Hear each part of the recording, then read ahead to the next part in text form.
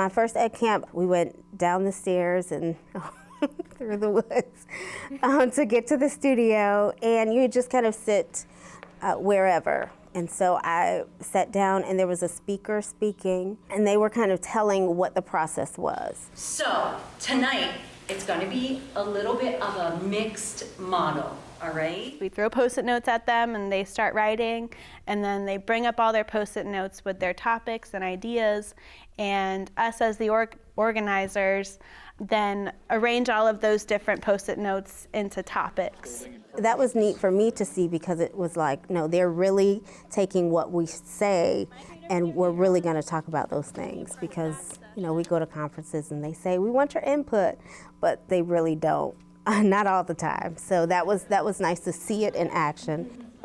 We had to take a step back as trainers and as organizers and as coordinators and listening to what they want instead of always guessing and telling them this is what you should be learning. Oh, okay. Yeah.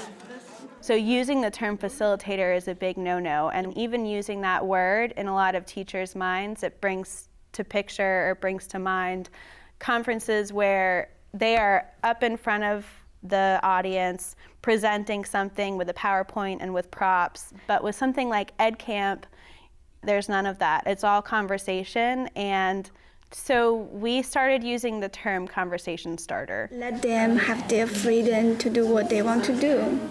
So I don't know. Is that a question? Yeah. Which makes it much more clear that you're not facilitating a session. You are simply prompting conversations and keeping the discussion moving within your session and group. So there was not one person who was the expert. So everybody's opinion and contribution was kind of valued the same, not more than one. On one topic, everybody kind of had a different angle. I got to sit at a table with a college professor, elementary school teachers, and it was just a very diverse group that got to talk about different topics in education from different perspectives. That's all I did. Chemical change, physical change, talking about matter. I'm an introvert, so sitting at a discussion is not my ideal thing, but I enjoyed it because it was us talking about things that were really important and that were related to education.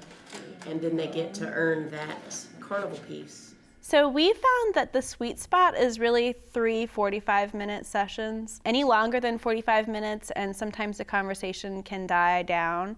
And any less than 3 sessions, and we think that, you know, while it's still an enriching experience, really by the 3rd session is when teachers are starting to get really into it and comfortable with each other.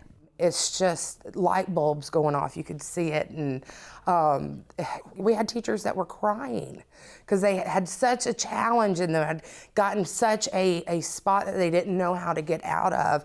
And those teachers in that short period of time instantly bonded with them, and they found a way to cure what her problems were in the classroom and stuff.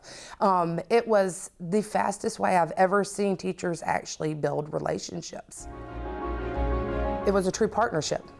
You know, when we came together to start the planning and everything, we were all around the tables. There was not one step that was planned without ELC and WFSU compromising in it. They can learn so much from each other if they're just given the space to do so. Trust the process, the results are amazing.